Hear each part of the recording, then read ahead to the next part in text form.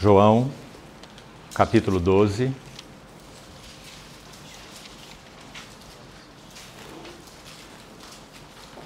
João, capítulo 12, verso 37.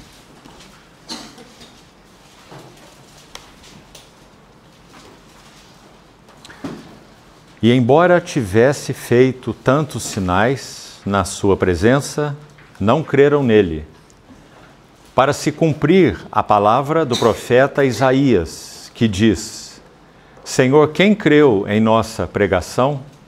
E a quem foi revelado o braço do Senhor?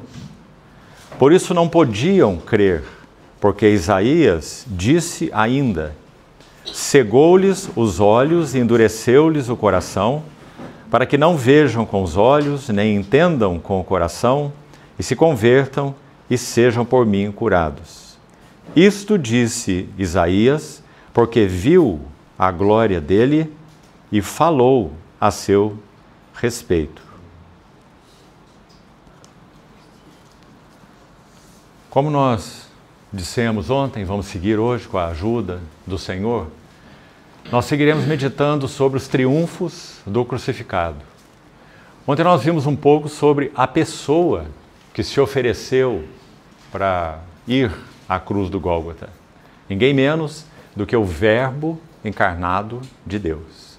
No princípio era o Verbo estava com Deus, o Verbo era Deus, e o Verbo se fez carne e habitou entre nós. Ninguém tira minha vida, eu espontaneamente a dou. Tenho autoridade para entregá-la, tenho autoridade para reavê-la. Esse mandado recebi de meu Pai.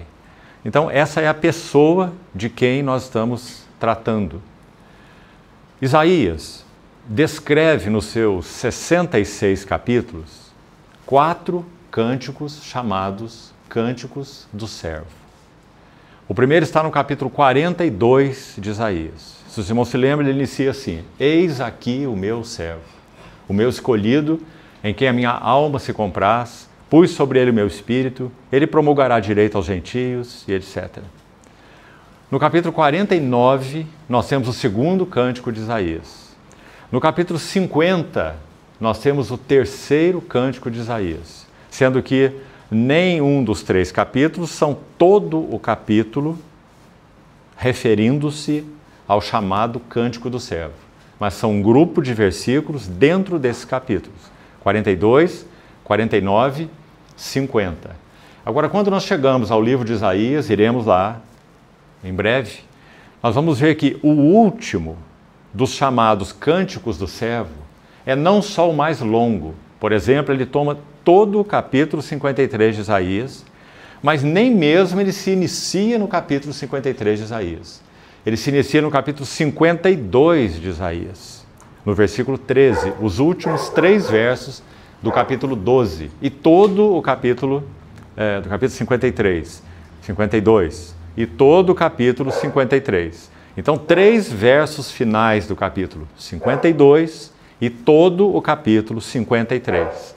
Então, esse é o mais longo dos cânticos chamados do servo, e não só é o mais longo, é o mais rico, é o mais profundo e, sem dúvida, é o mais precioso. Então, esse texto que nós lemos inicialmente em João é de muita importância por 2 motivos. Vamos olhar de novo para as nossas Bíblias, com atenção. Depois do Senhor ter feito diante de tantos sinais, é dito no verso 37 como que até aqui um pequeno resumo. E embora tivesse feito tantos sinais na sua presença, não creram nele, para se cumprir a palavra do profeta Isaías que diz. Então, atenção. A primeira citação aí é de Isaías 53, versículo 1. Senhor, quem creu em nossa pregação e a quem foi revelado o braço do Senhor? Iremos pausadamente estudar esse verso quando abordarmos em breve o Cântico do Servo. Esse Cântico do Servo. Logo em seguida, olha aí de novo para a sua Bíblia. Verso 39 diz: por isso não podiam crer, porque Isaías ainda disse, mas. Então está aí o texto do verso 40, que é uma citação de Isaías capítulo 6. para não usarmos um tempo excessivo nessa introdução, vamos refrescar nossa memória. E você faça depois a sua conferência aí. Do que trata o capítulo 6 de Isaías? Famoso capítulo dentro daquele livro. Qual é o primeiro versículo de Isaías 6? No ano da morte do rei Uzias, eu vi o Senhor assentado num alto e sublime trono. A visão de Isaías. Serafins voavam ao redor dele e clamavam: Santo, Santo, Santo é o Senhor. Toda a terra está cheia da sua glória. Novamente, a ênfase na glória. Então Isaías, olhando diante dessa visão, exposto diante do que ele era, o que ele diz? Ai de mim, que vou perecendo. Aquela palavra hebraica ali tem vários sentidos. Ai de mim, que estou perecendo. Ai de mim, que sou digno de morte. Outro sentido. Ai de mim, que sou um indigno. E então, naquele precioso capítulo, a sequência do significado da visão da glória de Deus por Isaías. Bem, o que João está falando? Vamos com atenção. Olha agora o verso 41. Preste atenção aí. Isaías disse isto por quê? Primeiro, pela ordem, viu a glória dele. Quando é que Isaías viu a glória dele? Isaías, capítulo 6. No ano da morte do rei Uzias, eu vi o Senhor assentado no alto e sublime trono. E, ainda na sequência do verso 41, não apenas Isaías viu a glória dele, registro do capítulo 6 de Isaías, como Isaías falou a seu respeito. Se essa expressão, Isaías viu a glória dele, se refere ao que está escrito no verso 38, perdão, no verso 40, não é? Que é um verso extraído do capítulo 6 de Isaías, verso 10. Cegou-lhes os olhos, endureceu-lhes o coração, para que não vejam com os olhos, e tudo que está aí. De onde esse verso foi extraído? Isaías 6, versículo 10. Que é o capítulo onde Isaías declara que viu a glória do Senhor num alto e sublime trono. Então, isso confere com o que está escrito no verso 41. Que Isaías disse isso porque viu a glória dele. Mas não apenas isso. Isaías também falou a seu respeito. Aqui queria destacar essa expressão, certo? Então, quando o apóstolo João, inspirado pelo Espírito Santo, coloca essas duas frases, olha, Isaías viu a glória dele, Isaías falou a seu respeito. E cita dois versículos. Um é do capítulo 6 de Isaías, já falamos, verso 10, onde ele viu a glória. Agora aqui fica então a pergunta, que está respondida aí no texto. Quando é que Isaías falou a seu respeito? No caso desta citação aqui no Evangelho de João, foi quando Isaías escreveu o seu capítulo 53. Senhor, quem creu em nossa pregação? A quem foi revelado o braço do Senhor? Então aí está a combinação. Viu sua glória, capítulo 6. Falou sobre ele, capítulo 53. Agora, o capítulo 53, especialmente o verso 1 apenas, que é citado aqui, é uma parte de um dos cânticos do servo. Então eu penso que está completamente coerente nós dizermos que esse falou a seu respeito diz respeito especialmente aos chamados cânticos do servo. Então seria muito, não só interessante, irmãos, mas importante que os irmãos levassem isso para casa como uma tarefa para você. Então leia Isaías 42, leia Isaías 49, Isaías 50, poucos versos dentro daquele capítulo se refere ao chamado cântico do servo, mas eles são tremendos. O Senhor Deus me deu língua de eruditos para que eu saiba dizer boa palavra ao cansado. Isaías está falando do servo do Senhor, com S maiúsculo. Ele me desperta todas as manhãs, desperta-me o ouvido para que eu ouça como um discípulo. A palavra lá erudito significa aqueles que aprendem, discípulos. O Senhor Deus abriu os meus ouvidos e eu não fui rebelde, eu não me retraí.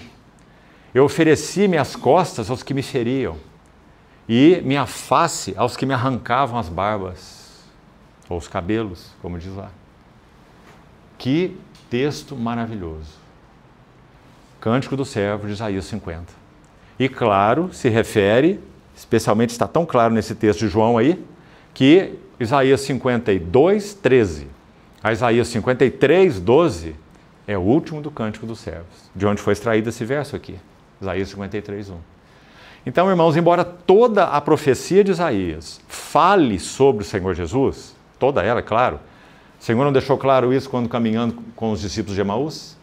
Ele tomou a palavra e mostrou que dele, sobre ele, estava escrito na lei, nos profetas e nos salmos.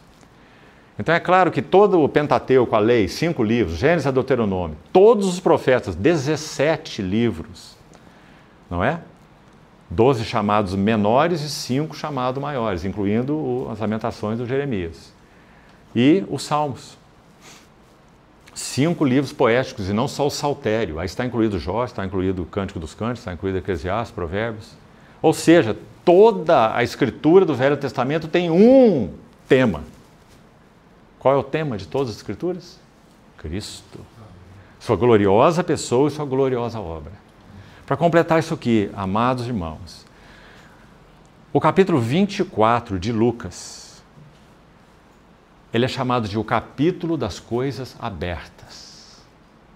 Veja o que tem lá, pela ordem. Um túmulo aberto, não é? A ressurreição do Senhor. Em seguida nós temos olhos abertos. Os discípulos caminhavam no caminho de Emaús, convidam o Senhor para entrar na aldeia deles. Fica conosco, já é tarde, o dia já declina. Quando o Senhor, então, recebe o convite deles e entra naquela casa, eles são os anfitriões, eles preparam a mesa, preparam tudo para o Senhor foi o convidado, mas num dado momento ele se levanta e parte o pão. E é dito, e os olhos deles foram abertos. Que maravilha, meus irmãos. Mas não terminou ainda. Essa é só a segunda abertura. Ainda tem uma terceira coisa aberta. É dito que o Senhor abre o entendimento para compreenderem as Escrituras. Terceiro. E por último, os últimos versículos do livro de Lucas 24. O que nós temos lá? Os céus abertos. Para receber o homem de dores e que sabe o que é padecer. Aquele que foi exaltado à destra da majestade nas alturas. O servo rei. O servo entronizado. Então, qual é a chave única que nós temos na mão, espiritualmente falando, para nós compreendermos todas as Escrituras? Essa chave tem um nome bem definido. Cristo. Se nós não vemos Cristo no Pentateuco, em Abraão, Isaac, Jacó, José, etc., Noé, Sete, Adão, então nós não estamos vendo nada, nós só estamos vendo história. Se nós não vemos Cristo no maná, no cordeiro, no sangue na porta, no mar que se abre, então não estamos vendo nada, só a história do povo jornaleando no deserto. Cristo na tipologia, Cristo na história, Cristo na profecia, Cristo na poesia, salmos. Cristo é a chave que abre o entendimento das Escrituras. Meus irmãos, quantos servos do Senhor, inclusive sinceros, têm se debatido com as Escrituras porque não veem Cristo nas Escrituras. Veem história, veem profecia, né? Mas não veem Cristo. Sem essa chave, a Bíblia é um livro fechado.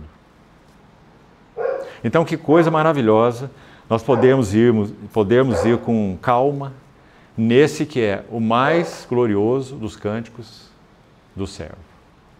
Isaías 52, final, e 53.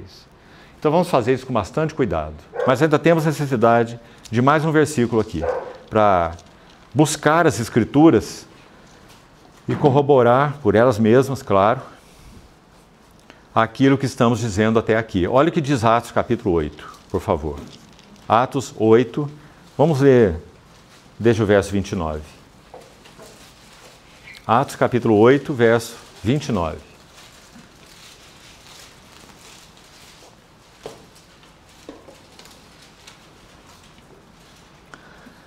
É a passagem tão conhecida sobre Filipe pregando o evangelho para o eunuco da rainha de Candace, etíope. Então disse o Espírito a Filipe: aproxime-se desse carro e acompanhe-o. Correndo Filipe ouviu ler o profeta Isaías. Aí está de novo. E perguntou: compreendes o que vens lendo? Ele respondeu: como poderei entender se alguém não me explicar? E convidou Filipe a subir e a sentar-se junto a ele, essa carruagem onde ele estava retornando para sua terra. Ora, a passagem da escritura que estava lendo, o etíope, eunuco, estava lendo, era esta: foi levado como ovelha ao matadouro. E como um cordeiro mudo perante o seu tosqueador, assim ele não abre sua boca. Na sua humilhação lhe negaram justiça. Quem lhe poderá descrever a geração? Porque da terra sua vida é tirada. Isaías capítulo 53, Cântico do Servo. Então o eunuco disse a Filipe: peço-te que me expliques a quem se refere o profeta. Atenção aí, lembrando que todas as escrituras foram escritas pelo Espírito Santo. Então aqui está um testemunho do Espírito Santo sobre essa passagem de Isaías, mais uma vez. Então vamos lá, seguindo. O profeta fala de si mesmo ou fala de algum outro? Verso 35. Então Filipe explicou, e começando por esta passagem da Escritura, anunciou-lhe a Jesus. Aqui queria que os irmãos fizessem destaque dessas duas palavras, importantíssimas nesse verso. A primeira é passagem da Escritura. Um testemunho do Espírito Santo sobre o livro de Isaías. O livro de Isaías é Escritura. Sabe por que estamos forçando isso, irmãos? Porque tantos dizem que Isaías não é o autor e etc, e etc. Enquanto o Espírito Santo está dando testemunho que o livro de Isaías é Escritura sagrada e inspirada por Deus. Mas não só isso. O Espírito Santo está dizendo que dentro dessa Escritura, Jesus foi anunciado. Porque ele é a chave que abre o entendimento de todas as Escrituras, como falamos. Então, graças ao Senhor por esses dois claríssimos testemunhos em João 12 e em Atos 8. Agora vamos então, desde já, remindo como pudermos o nosso tempo, nesse preciosíssimo Cântico do Servo. Então abra, por favor, no capítulo 52, porque é aí que ele começa, no verso 13. Localize, por favor, na sua Bíblia, Isaías 52, verso 13. Então, os versos 13, 14 e 15 desse capítulo são o início do Cântico dos Servos. Entrando num texto corrido, você sabe, mas é bom lembrar, que a Escritura, nos seus escritos originais, não tem divisão nem em capítulo e nem em versículo. Então aqui nós temos um texto único, um texto corrido, assim é a Bíblia toda, tanto o Velho quanto o Novo Testamento. Então, imediatamente, na sequência, nós entramos pelo capítulo 53 e vamos até o final dele, até o versículo 12. Então temos um enorme cântico do céu, o mais maravilhoso, o mais profundo, o mais sublime. Agora, meus irmãos, se é assim, uma pergunta para nós. Será que não precisamos ter atenção a cada palavra desse cântico? É claro que nós precisamos. O mais direto, o mais profundo, o mais sublime sobre o servo dos servos, o servo sofredor. Então, queria ler para você um pequenino texto e já entramos na passagem de Isaías. Olha que o meu irmão chamou, um servo do Senhor do passado, chamado Eric Sauer. Especialmente no pequeno texto que vou ler, olha como ele inicia esse texto. Ouça com atenção, por favor. O que nós necessitamos é de uma visão renovada do nosso Redentor. Uma visão renovada do nosso Redentor. Foi assim que começamos ontem, não foi? Meus irmãos, sem isso, nós não temos nada. Poderíamos conhecer a Bíblia de cor, de Gênesis e Apocalipse. Isso não significaria nada. Visão fresca, renovada do nosso Redentor. Agora, sabe o que Paulo diz dele? Que ele tem riquezas insondáveis, tão profundas que são. Mas foi-nos dado e tem-nos sido dado conhecer pelo Espírito Santo. 1 Coríntios 2. Porque o Espírito a todas as coisas perscruta, a ideia é sonda por dentro, até mesmo as profundezas de Deus. E aí Paulo, seguindo, vai dizer assim, Deus, ou disse antes, né? Deus nolo revelou pelo Espírito. Por isso, quando chegarmos lá, vamos ver, a pergunta de Isaías 53:1 é, quem creu em nossa pregação? É a primeira pergunta. A segunda é, a quem foi revelado o braço do Senhor? Irmão, irmã, se nós estamos assentados aqui, esse foi o motivo. Ou houve outro. Nós éramos cegos para a pessoa do Senhor Jesus. Olhos abertos só para as outras coisas, não é? Mas um dia, na experiência de cada um de nós, o que aconteceu? De trevas resplandecerá luz. E Ele mesmo, se referindo a Deus o Pai, Ele mesmo resplandeceu pelo seu Espírito, né? O Espírito de Deus resplandeceu no nosso Espírito para a iluminação dos que eram cegos, né? Iluminação do conhecimento, olha essas palavras, da glória de Deus na face de Cristo. Por que nós somos regenerados, salvos pelo Senhor, habitados pelo Espírito Santo? Para quê? Para que fiquemos apenas livres de condenação, irmos para o céu, receber a justificação, ter paz com Deus. Tudo isso é maravilhoso. Tudo isso é maravilhoso. Mas nós somos regenerados para a iluminação do conhecimento, da glória de Deus na face de Cristo. Graças a Deus.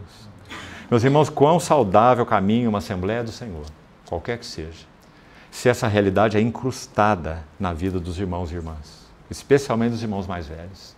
Então o rumo nunca será perdido, o curso nunca será sinuoso, porque a visão está clara diante de nós. Qual é o nosso objetivo? Adorarmos aquele que conhecemos, servirmos aquele com o qual temos relacionamento. Vendo a sua glória, somos transformados de glória em glória na sua própria imagem. Não há nada capaz de transformar o caráter.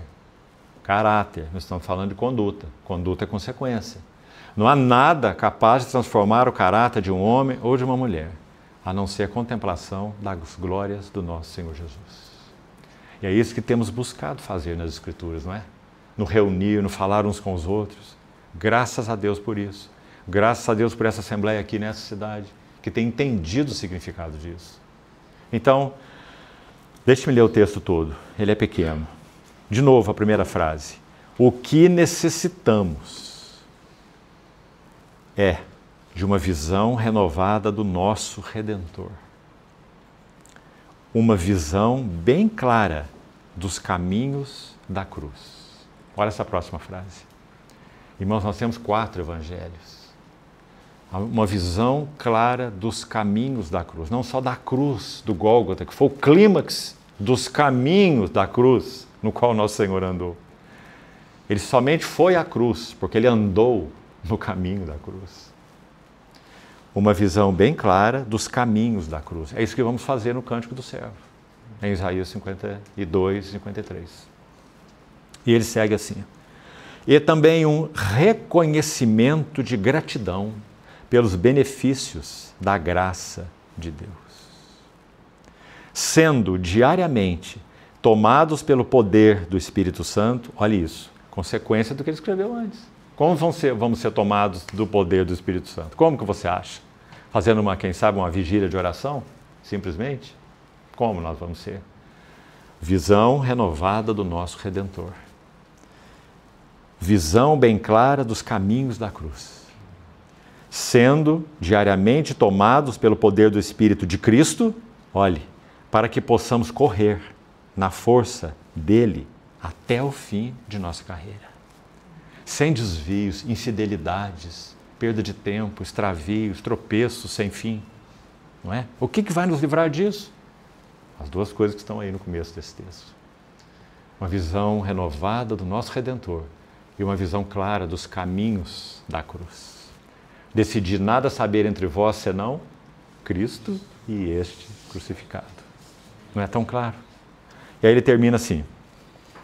Por isso, que já foi dito, devemos lutar pela santidade prática e vermos a necessidade de prontidão sacrificial para um testemunho vivo. Não haverá testemunho vivo, sem o que lemos no início. Não há. Para uma firme resistência aos testes em todas as provações do tempo presente. E ele conclui assim: deve haver comunhão real com o Senhor, devoção e dedicação, frescor na fé e avanço no testemunho, santa seriedade. E conclui assim: cooperação, presta atenção nisso, cooperação naquilo com o que o Senhor esteja envolvido. Muito séria essa frase, irmão. Quanta perda de tempo em cooperar naquilo que o Senhor não está. Quanta tentativa de fazer a obra de Deus na energia da carne. Quanto interesse em cooperar naquilo que o Senhor não é vanguarda. E lembre-se de Isaías de novo, 52. Se ele não é vanguarda em qualquer assunto, em qualquer obra, ele nunca será retaguarda. Compreendeu o princípio? Se ele não estiver à frente daquilo que for feito, seja em nome dele ou para ele, mas se ele não está à frente realmente, então ele não vai nos garantir retaguarda. É claro, ele não está na vanguarda. Por que ele vai garantir retaguarda? Ele só garante a retaguarda do que ele é a vanguarda. Então a pergunta mais importante para nós, na vida pessoal, na vida relacional, uns com os outros, na vida da igreja, na obra do Senhor, a mais importante pergunta é a de Jeremias 2, feita 2 vezes. Onde está o Senhor? O Senhor está nisso? O Senhor está nessa palavra? O Senhor está nessa adoração? O Senhor está nessa reunião? O Senhor está nesses relacionamentos? O Senhor está nesse livro? Eu devo ler uma folha e jogar ele fora? Às vezes sim. Uma folha vai para o lixo. Porque nós queremos ver Cristo. Então, vamos lá, para Isaías 52, versículo 13. Aí inicia esse maravilhoso cântico do servo. Nós vamos dividir hoje em 2 sessões, então vamos caminhando de acordo com uma boa divisão do nosso tempo. Primeira coisa importante. É muito raro que haja unanimidade entre eruditos. Até porque quando falamos a palavra eruditos, né, os estudiosos, nós não estamos referindo apenas àqueles que nós temos confiado já por uma jornada os conhecendo, né, seja os do passado ou até alguns do presente. Mas se referindo a todos que dedicaram realmente a fundo, conhecendo as línguas originais, o hebraico, o grego, o aramaico, estudando as escrituras com afinco, são eruditos. Mas quantos deles não têm frescor? Não têm devoção? São como professores, catedráticos de Bíblia, não é? Mas veja isso, é uma unanimidade entre todos, sejam esses que citei aqui ou sejam aqueles que realmente são eruditos no real sentido da palavra. Já disse que em Isaías 50 essa palavra é usada, e a palavra para eruditos, na língua lá hebraica original, se refere a discípulos. Ser erudito não é alguém que está cheio de conhecimento. Ser erudito significa ser um aluno, ou alguém que aprende. E aprende de quem? Aprendei de mim, porque eu sou manso e humilde de coração. Se nós não aprendemos dele, nós não somos eruditos no sentido real, bíblico, né? Mas ainda assim, olhando para todos esses chamados eruditos, nós chegamos nesse caso aqui a uma conclusão muito importante, que é a que eu queria de início colocar para os irmãos. Esse cântico do servo, então, tem 15 versículos, certo? Há uma unanimidade absoluta entre os eruditos, que ele se divide em 5 estrofes, de 3 versos cada uma. Há até mesmo, irmãos, nessa maravilha de composição do Espírito Santo, uma ordem. Como um poema, é um poema. E é um poema, então, que tem uma métrica. 5 estrofes, 3 versos em cada estrofe. A beleza começa por aí. Poema divino, poema do Espírito Santo. Então, acho que você já fez a conta aí, né? 12 versículos no capítulo 53 e 3 no capítulo 52. 15 versículos. 5 sessões de 3 versos. Vamos dividi-la para termos uma primeira compreensão. Vamos lá. Os primeiros 3 versos. Yahvé, o Deus eterno, o Senhor, o Deus Todo-Poderoso, é quem fala. Vamos usar o termo Yahvé, porque é o termo que é usado aqui, o Jeová, o Deus Todo-Poderoso. Então, nos primeiros 3 versículos, é Yahvé quem fala. Aí nós vamos ver o que ele fala e sobre quem ele fala. Logo no início já vamos saber sobre quem ele fala. Eis aqui o meu servo. Ele é o tema de Yahvé. É o tema do Espírito Santo. Ele me glorificará, há de receber o que é meu e vou-lo há de anunciar. Não é? É o tema de Yahvé, é o tema do Espírito Santo, é o tema da Bíblia, é o tema da igreja, é o tema dos séculos. É o tema da eternidade, nosso Senhor Jesus. Eis aqui o meu servo. Depois vamos entrar nos detalhes. Então está aí a primeira sessão, capítulo 52, versos 13 a 15. Depois nós temos capítulo 53, versos 1 a 3, certo? Próxima sessão, próxima estrofe. O que está aí? Já adiantando a divisão, bem didaticamente, para estudarmos depois. Aqui nós temos como é que o povo reage, o povo para o qual o servo veio, reage a ele. O recebe ou o rejeita? Se o rejeita, como o rejeita? Então precisamos estudar essas palavras maravilhosas aí também. Então, segunda sessão, como reage o povo para o qual esse servo do Senhor veio. Vamos para a terceira sessão. Então, capítulo 53, os versos de 4 a 6, certo? Aí nós temos uma estrofe confessional. Não é confissional, é confessional. Ou seja, é feita como uma confissão de fé aí, certo? Então, uma estrofe confessional. Nós vamos ver quão preciosa ela é. Depois, no verso 7, nós temos mais uma estrofe aí. 7 a 9. Quarta estrofe. 3 versos, 7 a 9. Qual o tema? Depois dessa estrofe confessional, como nós a denominamos, o Espírito Santo, pela boca de Isaías, ele retoma o assunto do servo. Então, como se essa estrofe chamada confessional, nós vamos ver, entendemos melhor quando chegarmos lá, ela faz um parêntese entre o que ele veio dizendo antes e o que ele dirá depois. Então, essa estrofe está aí no meio, 4 a 6, né, que nós já citamos. No 7 a 9, quarta estrofe, ele retoma o tema do sofrimento do servo. Vá guardando essas coisas aí, muito importantes. E por último, como ele conclui? Aí chegamos no clímax, versos 10, 11 e 12, o clímax do cântico. Se o Senhor permitir, nós vamos chegar lá na segunda sessão dessa noite ainda. E nós vamos ver, meus irmãos, que especialmente esse verso 12 que está aí, ele é um verso extraordinário. Nós temos dentro de um único verso 6 frases tremendas, que são o clímax desse cântico. Como que tudo termina?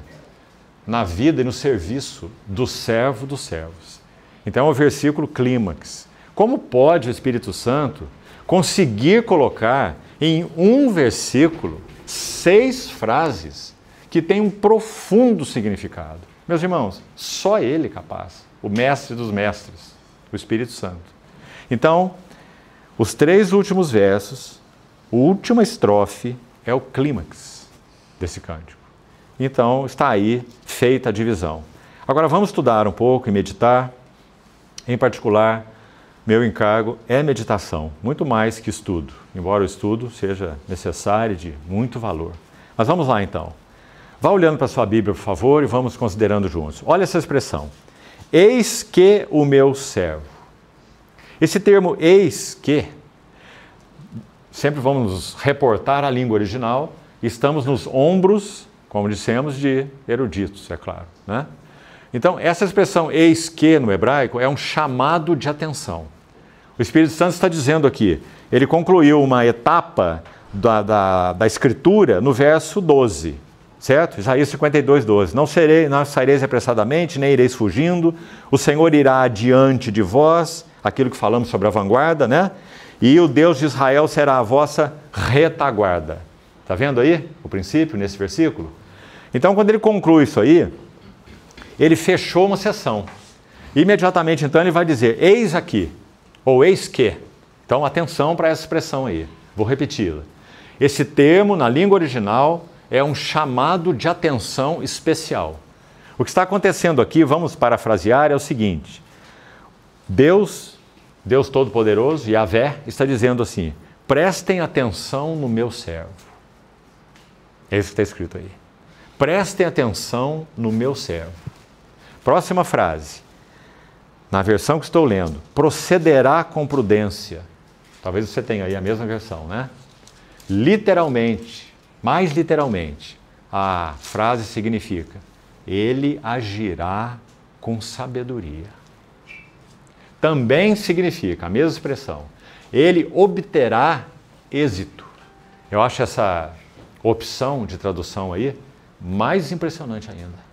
Porque o que vai ser descrito aqui até o cântico encerrar, como nós falamos lá na última sessão, lá no clímax, lá na última estrofe, é só sobre o sofrimento do servo. Não é? Mas desde o primeiro verso, nós já temos a expressão: ele não só agirá com sabedoria, mas ele obterá êxito. Que maravilha!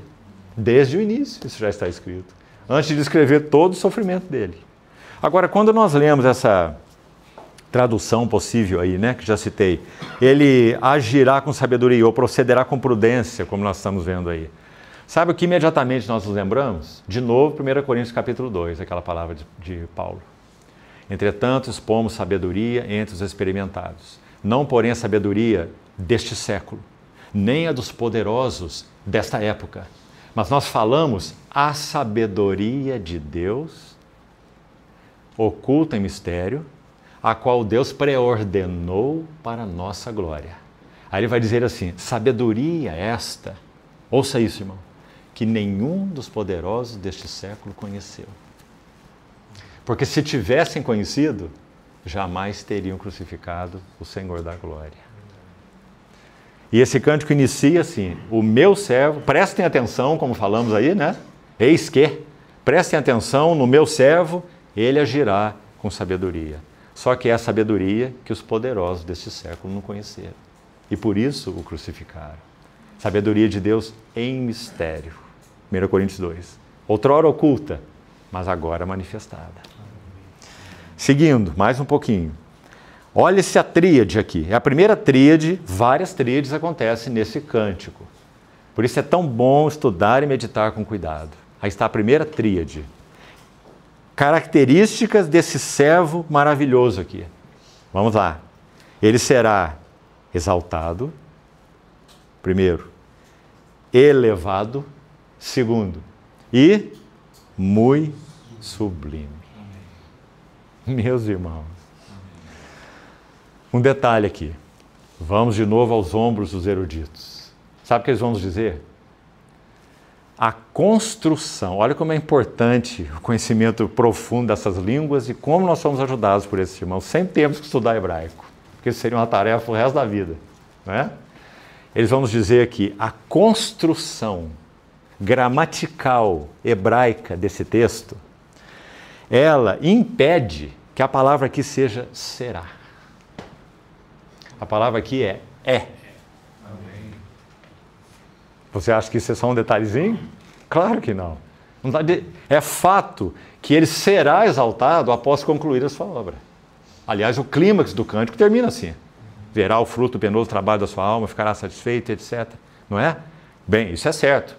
Mas isso é certo lá no clímax do cântico. Agora, quando o cântico já começa dizendo, vamos de novo ler da maneira como nós já explicamos aqui. Prestem atenção, o meu servo agirá com sabedoria. Prestem atenção, o meu servo obterá êxito, porque ele é exaltado, elevado e muito sublime. Meus irmãos, essa é uma referência ao Filho de Deus, que é o servo dos servos, a Cristo Jesus, o nosso Senhor, antes da encarnação. E aqui está a importância de você mudar o será pelo é, como os eruditos vão nos dizer, que assim é a construção gramatical. Não é um futuro, é um presente. Então, quem é o servo descrito aqui, que nós vamos palmilhar com ele esse tremendo capítulo? É aquele que é o mais elevado. É aquele que é o exaltado. é aquele que é o muito sublime. Agora aqui há também um detalhe aí, um paradoxo de palavras que precisa ser notado. Desde já, continue olhando para a sua Bíblia, sempre. Capítulo 13, a última expressão é então o muito sublime, certo? Olhe para o verso 14. Pasmaram muitos à vista dele, pois o seu aspecto estava muito desfigurado. Que paradoxo, não é? Como alguém que é o mais sublime, muito sublime, pode se mostrar muito desfigurado. Meus irmãos, isso nunca ocorreria se ele não se dispusesse a isso. Nunca. Não é? Ninguém nem mesmo tocaria se ele não desejasse. Ninguém tira a minha vida. Quando ele iniciou seu ministério em Nazaré, foi à sinagoga, tomou o livro que foi dado a ele pelo assistente, o livro de Isaías, leu o capítulo 61. A primeira declaração evidente de quem ele era. Isaías 61, ele leu: o Espírito do Senhor está sobre mim. Ele me ungiu para pregar, etc, libertar os cativos, apregoar o ano aceitável do Senhor. Ele fecha o livro, toda a sua serenidade, entrega para o assistente, olha para aqueles que ouviram ele ler esse texto e diz assim: hoje se cumpriu diante de vós essa escritura. O que ele está dizendo? Eu sou o Messias. O Espírito do Senhor está sobre mim para realizar a obra do Senhor. O servo de Yahvé. Que coisa maravilhosa, meus irmãos. Expondo a identidade dele aos 30 anos de idade, na sinagoga da cidade onde ele foi criado. Sabe o que fizeram com ele? Levaram ele lá na beira da ribanceira para jogar ele precipício abaixo. Não foi? E o que diz a Escritura? Que ele se virou e passou no meio deles. Não é? Ninguém lançaria a mão dele fora do tempo. Nem no tempo. Ele teria que dizer lá no Getsêmani: esta é a vossa hora. Agora vocês podem lançar a mão de mim. Essa é a vossa hora e o poder das trevas. Porque ele iria entrar nelas. As trevas espirituais. Deus meu, por que me abandonaste? E até mesmo trevas naturais se cumpriram durante aquele período de 3 horas. Da hora sexta à hora nona. 3 horas de trevas sobre a face da terra. Então, esse paradoxo tão maravilhoso, muito sublime, mas muito desfigurado. Seguindo ainda, algo mais aí. Esses 3 verbos que já citamos aí, hebraicos, que descrevem o que ele será, são 3 verbos na língua original. O exaltar, o elevar e o ser muito sublime, certo? 3 verbos.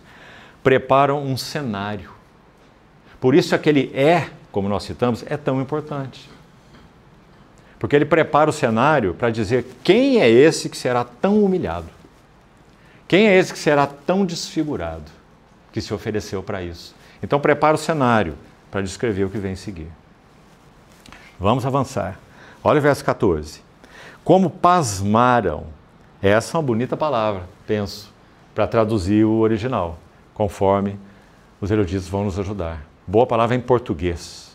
Pasmar é uma coisa de assombro, não é? Estiveram ou ficaram pasmados. Boa palavra. Porque tem a ênfase do que realmente o Espírito Santo quis dizer aqui por Isaías. Estão assombrados diante dele. Por quê? Vamos lá. Pasmaram muitos à vista dele. Próxima palavrinha que temos aí é pois. Ela é explicativa, é claro. Por que eles pasmaram? Eles pasmaram, ficaram estupefatos, né? Outra boa palavra, assombrados, pois o aspecto dele estava muito desfigurado. Vamos parar aqui um pouquinho. Quando Nosso Senhor, se você quiser consultar, Lucas 22, dos versos 63 a 65. O Senhor Jesus, depois que foi preso no Getsêmani, ele é levado inicialmente à casa de Anás. Anás era o sogro do sumo sacerdote daquele ano. Era, naquele ano, o sumo sacerdote, o seu genro, chamado Caifás. Então, nosso Senhor primeiro é levado à casa de Anás. Na casa de Anás, ele é surrado durante toda uma madrugada. Ele foi preso no Getsêmani em torno de meia-noite a 1h da manhã. E ele ficou na casa de Anás até amanhecer, para que você tenha a cronologia aí. Quando amanheceu, ele foi para a casa de Caifás, que era o sumo sacerdote naquele ano. Então ali ele teve aquele juízo final, não só de Caifás, o sumo sacerdote, mas do sinédrio reunido ali. Então nós temos Anás, pela ordem, Caifás e, quase que sucessivamente, o sinédrio, que era o tribunal religioso máximo do povo judeu. Então ele teve 3 juízos religiosos. Depois ele vai para 3 juízos civis. Dali dessa arguição pelo sinédrio, ele vai para casa, para o pretório, a residência de Pilatos, né? Depois o Pilatos o envia para Herodes, depois Herodes o manda de volta para Pilatos, e Pilatos então o açoita e tudo o que acontece e o envia para ser crucificado. 6 juízos, 3 religiosos, Anás, Caifás e o sinédrio, e 3 civis, Pilatos, Herodes e Pilatos de novo, certo? Então quando ele vai para o primeiro tempo de juízo diante de Anás, meus irmãos, se nós lermos a narrativa, eu quero destacar apenas 2 coisas. Primeiro, os guardas estão ali, são os guardas do sumo sacerdote. Eles prendem o Senhor Jesus, eles colocam um capuz na sua cabeça. Um evangelista diz, vendaram os seus olhos. Outro vai dizer, cobriram a sua cabeça. E a ideia é mais do que vendar o olho, é colocar um capuz. Isso significava, em primeiro lugar, este homem recebeu uma pena de morte. Como que dizendo, ele não verá mais a luz do dia. Ele é indigno desse mundo, dessa terra. Cobriram a sua cabeça. O significado era esse, mas mais que isso. Tanto Mateus quanto Lucas, também Marcos, vão nos dizer que ele foi com a sua cabeça coberta, esbofeteado, esmurrado. Isso significa que quando os golpes eram dados na face do nosso Senhor, elevado, exaltado, muito sublime. Será que havia um outro rosto como esse? Quando ele foi coberto com aquele capuz, ele foi esmurrado pelos soldados. Irmãos, humanamente falando, ele não tinha como saber de onde vinha o golpe. Ele não tinha como se proteger. Ele estava preso com as suas mãos. E ele não podia nem mesmo aliviar o golpe virando seu rosto para o outro lado. Porque ele estava encapuçado. E assim ele foi esmurrado. Sabe por que nós estamos enfatizando isso? Porque Isaías descreveu que o seu aspecto estava muito desfigurado, mais do que o de outro qualquer. E ainda, e a sua aparência, uma boa palavra aqui também é semblante, semblante, mais do que as dos outros filhos dos homens. Gostaria de ler duas ou 3 traduções alternativas desse verso 14. Mantenha ele aí diante de você, escute. Primeiro, uma tradução que diz assim, olha, sua face estava tão desfigurada que ele quase não parecia humano. E, a partir da sua aparência, alguém dificilmente saberia que era um homem. Nós temos uma outra palavra na nossa língua que poderíamos usá-la aqui muito adequadamente. É macerado. Macerar significa amassar. O rosto do nosso Senhor estava macerado. Não apenas cortado com alguns cortezinhos e um pouco de sangue escorrendo, mas ele foi surrado pela guarda do sumo sacerdote durante aquela madrugada, com seu rosto coberto. Seu aspecto estava muito desfigurado, mais do que o de outro qualquer. E a sua aparência mais do que dos filhos dos homens. Outra tradução diz assim, um grande erudito chamado Young Literal Translation, ele diz assim, muitos ficaram horrorizados por tua causa. Tão machucada pelo homem estava a tua aparência, e também pelos filhos dos homens a tua face. Mais uma tradução diz assim, assim como ele, essa paráfrase, ela buscou desde o verso 13 até o verso 15, ou seja, a primeira estrofe, toda, os 3 versículos. Então, esse erudito, é um erudito australiano, que escreveu uma obra lindíssima, imprescindível para os estudantes das Escrituras, que se chama Revelação Messiânica no Velho Testamento. Tomando os versículos desde Gênesis até Malaquias, todos os textos que se referem ao Messias, todos. Uma obra desse tamanho, lindíssima. É chamado Gerhard van Groningen, um erudito australiano. Olha como ele descreveu essa primeira estrofe em uma paráfrase. Assim como ele é, não será, assim como ele é altamente exaltado, assim também foi humilhado. Na mesma medida, altamente exaltado, assim também altamente humilhado. Muitos ficaram atônitos à vista dele, em grande medida por causa da magnitude com que ele foi desfigurado. Não apenas surrado, desfigurado. E por causa do grande número de pessoas aspergidas. Já vamos explicar isso, porque isso aqui é o verso 15, onde nós não chegamos ainda. E aí ele conclui assim, olha, reis fecharam as suas bocas por causa do que viram e ouviram. Essa é uma paráfrase do verso 15, onde nós já vamos chegar. Então, meus irmãos, quando esse processo na casa de Anás é concluído, que nós já falamos, pela madrugada, até nós nos perguntamos como foi que esse homem suportou. Mas nós temos uma resposta.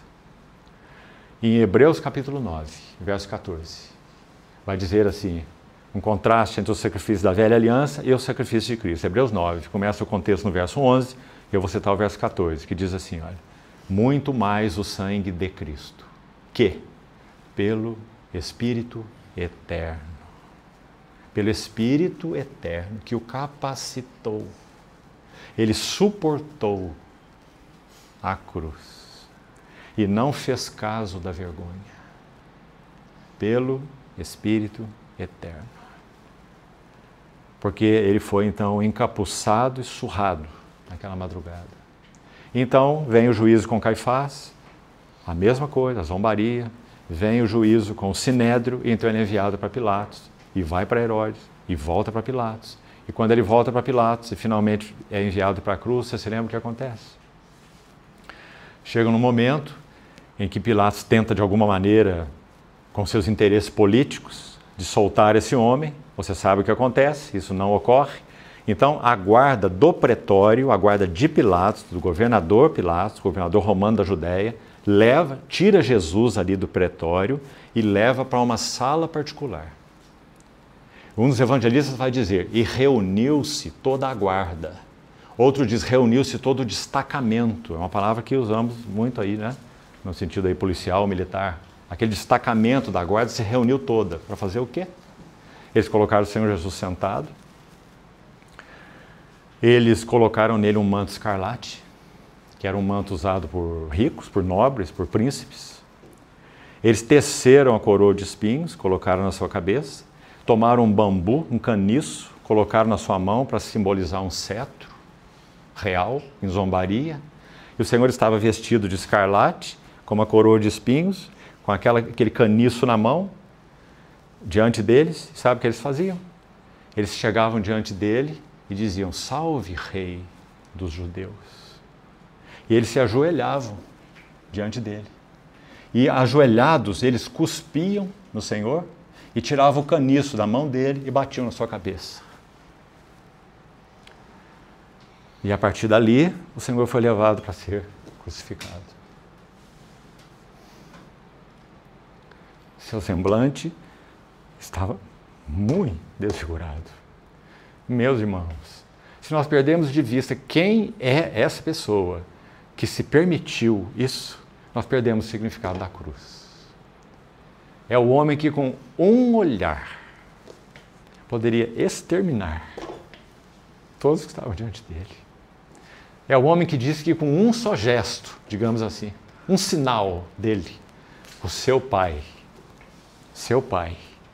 e que pai, o Pai eterno, enviaria naquele momento para socorrê-lo mais de 12 legiões de anjos.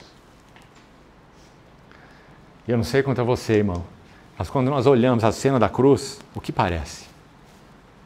Parece que nós vemos essas miríades de anjos, como ele disse, mais de 12 legiões, com seus olhos arregalados, olhando para o Getsemane, quando nosso Senhor foi preso, aguardando, quem sabe, um sinal, para que ele saísse em socorro do servo de Deus, o homem perfeito, aquele para quem o Jordão se abriu, meu filho amado, em quem eu tenho todo o meu prazer. Mas eles esperaram um sinal do Senhor em vão, porque o Senhor não deu nenhum sinal a eles. Eles ficaram lá horrorizados, assombrados, porque sabiam quem é que estava ali. Como é que o livro de Lucas começa? Uma miríade de anjos, quando ele era um bebê de fraldas, na manjedoura, dizendo glória a Deus nas alturas e paz na terra aos homens a quem ele quer bem. Então eles sabiam quem era o homem que estava ali. Então ele estava lá com seus olhos. Quando é que ele vai nos dar um sinal para que nós acabemos com isso? Por isso, o Cântico dos Servos vai dizer que ele é um homem de dores e que sabe o que é padecer. Meus irmãos, essa é a fonte viva da nossa salvação. Por isso a nossa salvação é inviolável. Por isso que Paulo vai exclamar com tanto júbilo: quem intentará acusação contra os eleitos de Deus? Se é Deus quem os justifica, quem irá condená-los? Se é Cristo Jesus quem morreu, ou antes quem ressuscitou, está à destra de Deus e intercede por nós. Não é maravilhoso? Se Deus é, e assim ele se mostrou, por nós, quem será contra nós? Então, que coisa mais maravilhosa, meus irmãos. É esse cântico do céu. Quão segura, quão plena, quão profunda é a nossa salvação. Então, o texto continua assim, verso 15. Depois de dizer, então, sobre essa face tão macerada, tão desfigurada, sua aparência, seu semblante, o que mais diz no verso 15? Olhe, assim causará ele espanto, admiração às nações, e reis fecharão suas bocas por causa dele. Mas por que será? Veja aí.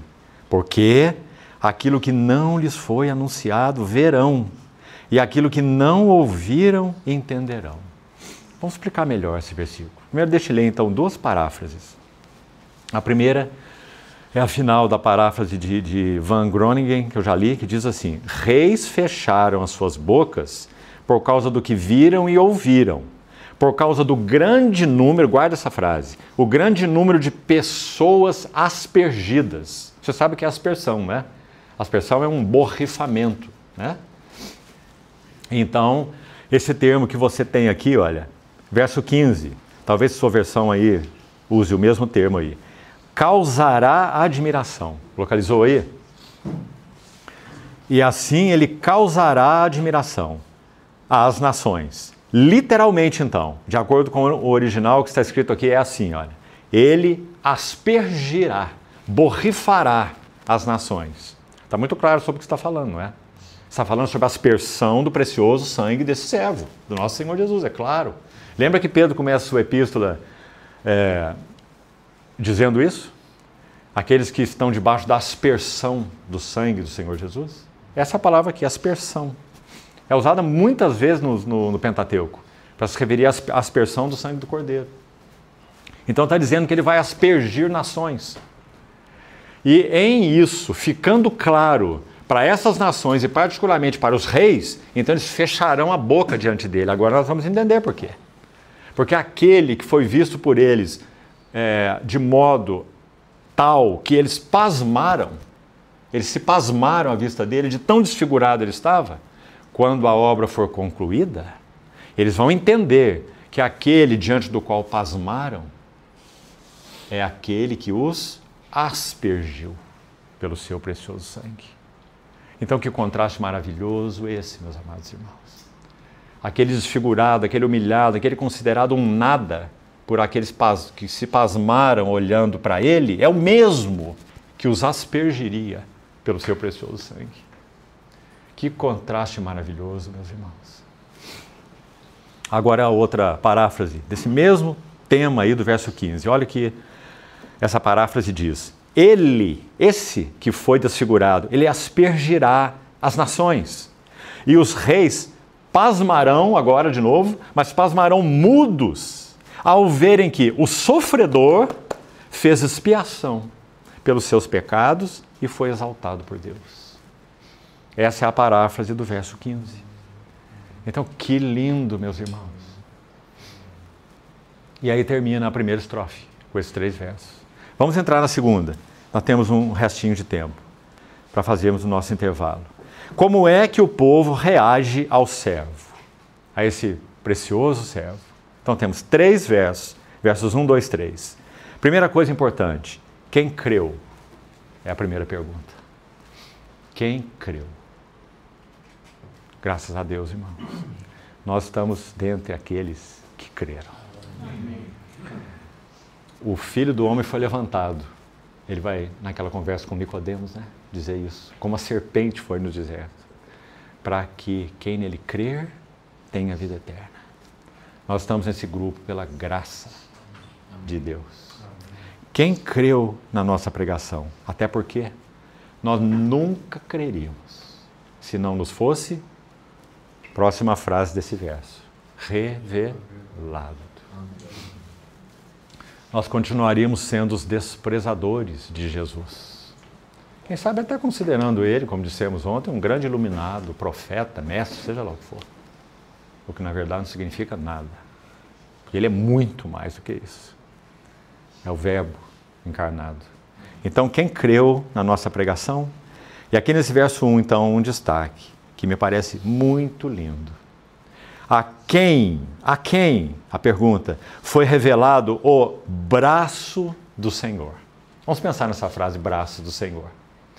Você se lembra que quando o povo foi liberto do Egito, é dito que ele foi liberto com mão forte e braço estendido. Está lembrando dessa expressão? Claramente, meus irmãos, evidentemente, aí, nessa frase, braço do Senhor é a cruz. Por quê? Porque a cruz foi o meio pelo qual o braço do Senhor pôde ser estendido para que então aqueles que crescem fossem justificados. Evidentemente, o tema desse cântico é a cruz, o sofrimento do Senhor. Então quem creu, os que creram, foram aqueles a quem foi revelado o significado da cruz. Porque a cruz, repetindo então, é o braço do Senhor. O Senhor não pode alcançar o homem com nenhum outro braço que não seja a cruz. Não é? A cruz é o único ponto de encontro entre Deus e o homem pecador. Não há um outro ponto de encontro. Há um só Deus e um só mediador entre Deus e os homens. Cristo Jesus, homem. Então esse é o braço do Senhor, a cruz. Seguindo, porque ele foi subindo como um renovo perante ele. É claro que esse ele é Yahvé, o Deus eterno, claro. Renovo, palavra importante aqui. O que significa esse renovo? Significa um broto tenro. Quando uma árvore é podada, vamos pensar particularmente numa videira, que tem muito mais sentido para nós, diante da metáfora, né, e da figura do nosso próprio Senhor Jesus, a videira. Quando uma videira é podada, ela é podada porque há muitos ramos indesejados. E se eles não forem retirados, haverá pouca seiva vital para aquela videira. Eles estão roubando vida da videira. Então eles têm que ser podados. A ideia aqui é exatamente essa. É que esse que é o que já lemos no final do verso 52, o exaltado, o elevado, o mais sublime, que foi desfigurado, mas que então aspergiu as nações, como já vimos na primeira estrofe, ele foi visto como um ramo inútil, um ramo que precisava ser cortado, um ramo acessório, um ramo indesejado. Por isso, no final do cântico, mais ao final, nós vamos ver a expressão, ele foi cortado da terra dos viventes. Não é o que nós temos lá? Em outras palavras, o que Isaías está dizendo, ele foi assassinado. Claro, porque ele se permitiu, ele veio para isso, ele é o grão de trigo, que caiu na terra para morrer, mas não muda o fato. Pedro vai dizer lá no Pentecostes, primeira mensagem da história da igreja, vós o matastes, crucificando-o por mãos de iníquos. Não é? Então, esse é o renovo, para que seja bem compreendido o sentido disso. E como uma raiz de uma terra seca. Muito interessante essa expressão também, parece muito linda e me parece um contraste. Por um lado, ele foi visto como esse broto indesejado, numa terra seca, uma pequena raiz que não ia chegar a nada. O que é uma raiz numa terra seca? Quanto tempo ela duraria, será? Não é? Então assim ele foi visto, mas olha essa expressão por um outro ângulo. Em uma terra absolutamente estéril. Ele era uma raiz de uma terra seca. Ou seja, se há alguma esperança para essa terra estéril, está naquele que era a raiz de uma terra seca. E não foi assim quando o Verbo se fez carne? Quando andou nessa terra? Onde foi que ele encontrou água? Espiritualmente falando. Em lugar nenhum ele pôde se dessedentar, não é? Quem poderia oferecer algo para ele que realmente dessedentasse seu coração? Ninguém. Isaías 50 vai dizer assim, o outro cântico do servo que já citamos, Isaías 50. Ele andou em trevas sem luz nenhuma. E ainda assim confiou no Senhor e se firmou sobre o seu Deus. Só dessa fonte ele extraía vida, água, vigor, não é? Porque ele era a raiz de uma terra estéril, seca. A próxima frase. Deixa eu fazer um destaque aqui, rapidamente também. Iríamos fazer nosso intervalo. Preste atenção. Nessa estrofe próxima que iremos meditar, iniciando agora e seguimos depois, nós vamos ter 7 termos, que vão demonstrar descrença, escárnio e rejeição. Atenção para a última palavra. Se você estudar cuidadosamente esse cântico, você vai ver que a maior dor para esse servo estava além da dor física. Mas ainda estou falando humanamente, não estou referindo à dor espiritual, que viria depois na cruz, abandonado por Deus. Ainda estou me referindo à dor humana, dor física. Não seria nem do escárnio, nem dos açoites. Seria da rejeição. Muito impressionante você ver isso nesse cântico. E, meus irmãos, vamos pensar na nossa experiência humana. Pense.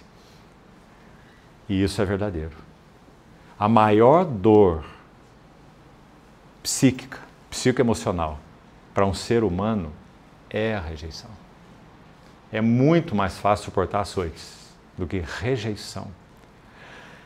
É um trabalho intenso para se curar uma alma com a luz de Deus quando essa pessoa passou por uma dramática experiência de rejeição, de ser rejeitado, seja em que âmbito for. E essa palavra rejeição é uma nota nos sofrimentos do servo, sobre as outras, sobre o escárnio e sobre os outros sofrimentos físicos. Então, mantendo isso em mente, vamos ver quais são os 7 termos. Acho que eu vou só citá-los terá que ser assunto para a próxima sessão, para podermos fazer um intervalo aqui. Veja lá então. Primeiro, verso 2.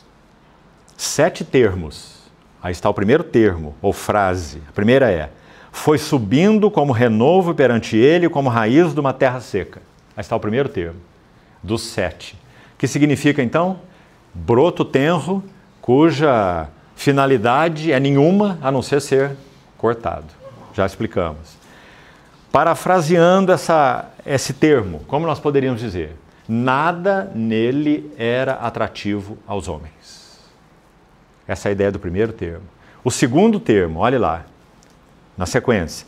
Não tinha aparência e nem formosura. Segundo termo. Tão contundente, não é? Tão importante aí, por quê? Vamos parafrasear todos eles, todos os 7. Qual é a ideia aí? Não tinha aparência nem formosura. Ninguém tem o desejo de vê-lo e muito menos de estar na sua presença. Não tinha aparência e nem formosura. Ninguém quer vê-lo e ninguém quer estar na sua presença. Você lembra um cântico que nós que já o conhecemos, pela graça de Deus, cantamos, não é? Maravilhoso é tocar nas suas vestes. Maravilhoso é estar na sua presença. Maravilhoso é poder te adorar. Não é assim que cantamos? Enquanto essa expressão aí significa ninguém deseja vê-lo e nem mesmo estar, e muito menos estar na sua presença. Não tinha aparência e nem formosura. Segundo. Terceiro termo. Olhámo-lo, mas nenhuma beleza havia que nos agradasse. Uma paráfrase aí. Ele era considerado indigno de qualquer admiração. Pense nisso, irmão. Sabe o que o livro de Cantares diz? Ele é totalmente desejável para aqueles que o conhecem, que o viram, não é? Mas aqui, falando sobre a reação do povo ao ver o servo, olhámo-lo, mas nenhuma beleza havia que nos agradasse. Eu vou terminar com algo aqui, depois seguimos com as outras expressões que faltam, mais 4 nós temos aí. Deuteronômio capítulo 21, versos 22 e 23, é um texto único na lei de Moisés. Lá diz assim: quando uma pessoa for passível de morte, escute isso com atenção, e então ele recebeu a pena de morte, seja lá o que ele cometeu, a lei de Moisés está lá bem descrita em vários aspectos nesse sentido, quando a pena de morte então teria que ser aplicada, então essa pessoa recebeu a pena de morte, ela é passível da pena de morte. Então Deuteronômio 21, repetindo, versos 22 e 23 diz assim: se após essa pena de morte o pendurares em uma árvore, ou em um madeiro, como diz o texto lá, o seu corpo não permanecerá aí até o dia seguinte. Ele será enterrado até a noite, antes da noite. E é dito lá assim, para que a terra não se contamine. Aí você pensa, mas o que será que isso significa? Então o texto vai seguir explicando assim. Por quê? Escute isso. Aquele que for pendurado em uma árvore ou em um madeiro é maldito de Deus. Agora, que instrução curiosa essa. Você não acha? Agora, o que Paulo faz com isso lá em Gálatas, pelo mesmo Espírito? Gálatas 3,13. O mesmo Espírito que escreveu o Deuteronômio através de Moisés é que escreve Gálatas através de Paulo. Gálatas 3,13 diz assim: Cristo nos resgatou da maldição da lei. A lei fazia exigências sobre nós, santas, a lei é santa, boa, justa e espiritual. Mas nós não tínhamos condição de fazer nada do que a lei exigia. Não é? Então o escrito de dívida em relação a Deus foi gerado por nós, porque não podíamos cumprir a lei. Cristo nos resgatou da maldição da lei, fazendo-se Ele próprio uma maldição em nosso lugar.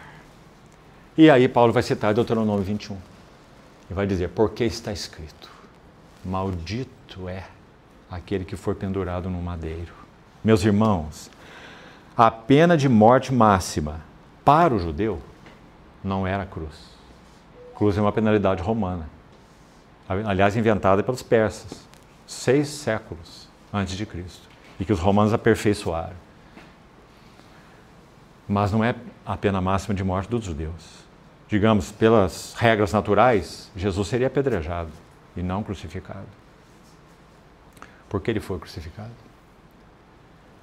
Ele havia dito em João capítulo 8, quando eu for levantado da terra, a todos eu atrairei a mim mesmo. Amém. Porque o levantado da terra, outra coisa importante, meus irmãos, quando essa pessoa era levantada da terra, como é o caso de Deuteronômio 21, ele está entre a terra e o céu. O fato de levantar essa pessoa, esse criminoso, entre a terra e o céu, significa 2 coisas. Esse homem é indigno da terra e ele é indigno do céu. Maldito, amaldiçoado, o que for pendurado em um madeiro. Ali foi o nosso Senhor Jesus. Considerado um homem indigno da terra, sendo que ele é o Criador dos céus e da terra. E considerado indigno do céu, sendo que ele é o Senhor do céu. Meus irmãos, por isso é dito no início do cântico, na primeira estrofe, pasmaram diante dele, porque seu aspecto estava muito desfigurado, considerado um amaldiçoado. Então, essa relação de Deuteronômio 21 com Gálatas 3 é tão importante, irmãos. Tão importante essa visão do nosso Senhor Jesus. Não percamos isso. Amanhã pela manhã nós vamos partir o pão. Essas 2 coisas tão paradoxais, elas têm que sempre nos acompanharem. Nós temos sempre uma tendência tão grande para um lado apenas. Louvamos o Senhor, adoramos o Senhor, é o Senhor dos senhores, é o Rei dos reis, Ele está no trono, Ele voltará, Ele é glorioso. Amém por tudo isso. Mas não perca o equilíbrio. Ele só está lá, porque Ele esteve aqui. Maldito de Deus na cruz do Calvário. Deus meu, por que me abandonaste? O Pai sempre teve o mesmo sentimento pelo Filho. O Filho nunca se fez um pecador na cruz. Nunca. Ele é o Cordeiro Santo de Deus eternamente. Mas na cruz, ele foi como que coberto com pele de serpente. 2 Coríntios 5, 21. Aquele que não conheceu o pecado, Deus o fez pecado por nós. Maldito aquele que for pendurado no madeiro. Ele não é maldito, ele é o eterno bendito. Mas ele se fez maldito, porque nós éramos os malditos. Nós éramos os indignos, tanto da terra quanto do céu. Não há um justo, não há sequer um. Todos pecaram, se extraviaram. A boca deles está cheia de veneno, na sua língua urda engano. O veneno de víbora sai dos seus lábios. Romanos capítulo 3. Paulo está citando um salmo. Você não está lá? Você é uma exceção? Desconheceram o caminho da paz. Não há temor de Deus diante dos seus olhos. Esses éramos nós, não é? Meus irmãos. Então, esse verso, onde nós já vamos terminar aqui, indigno, guarda essa palavra. Quando nós adoramos o Senhor porque Ele é digno, vamos lembrar, Ele foi considerado o mais indigno. A sua cruz foi colocada no meio, para que ali fosse chamada a atenção. Mais um detalhe aí, complementar. Se você lê os evangelhos com cuidado, para quem estava destinada a cruz do meio, a cruz central? Para quem? Barrabás. Porque Barrabás foi acusado, estava preso por sedição, insurreição contra o governo romano e homicídio. Então ele iria ocupar aquela cruz. Você acha que Pilatos jogou sorte e escolheu a Barrabás? Não foi assim. Barrabás estava para ser crucificado. Por isso, a oferta de Pilatos. Quem que vocês querem que eu vos solte? Jesus? Por ocasião da festa da Páscoa, o governador daria um perdão, uma absolvição, uma anistia. Então quem que vocês querem? O Barrabás está aguardando a cruz, por insurreição e por homicídio. Ou Jesus? Então eles disseram, solta-nos, Barrabás, e crucifica-o. Não é? Oh, meus amados irmãos. Tomando o lugar do rebelde e do homicida. O Santo de Deus. considerado indigno da terra e indigno do céu. Mas para nós, que somos salvos, digno é o Cordeiro que foi morto, de receber o poder, a honra, o louvor, a glória, porque foste morto. E com teu sangue compraste para Deus os que procedem de toda tribo, língua, povo e nação. Reis, nações pasmarão diante dele, porque ele aspergirá as nações. Não é? Então ele é digno de receber poder, louvor, honra, glória, porque foste morto, com teu sangue compraste para Deus os que procedem de toda tribo, língua, povo e nação, e os constituístes reis e sacerdotes. Louvado seja o nome do Senhor. Então vamos fazer aqui um intervalo, ainda temos mais 4 termos aí, dentro dessa estrofe. Vamos orar e fazemos então uma pausa. Querido Pai Celestial, te suplicamos, Senhor, que o Senhor abra mais nitidamente os olhos do nosso homem interior, para que nós vejamos algo mais das glórias infinitas da cruz. Obrigado, Cordeiro de Deus. Obrigado por tua morte. Obrigado por se colocares no lugar do maldito. Senhor, nós te adoramos. Ó Senhor, recebe tudo de nós, tão inúteis, tão pequenos, Senhor. Recebe, Senhor, de nós, de lábios pobres, adoração, honra e louvores.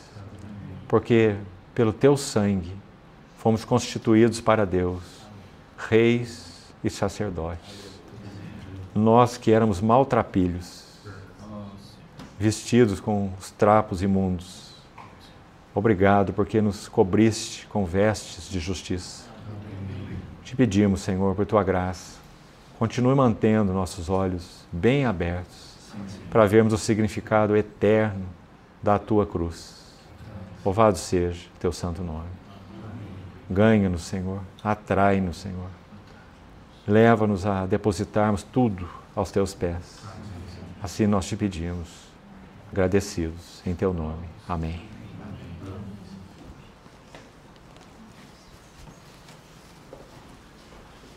Irmãos, então vamos fazer um breve intervalo.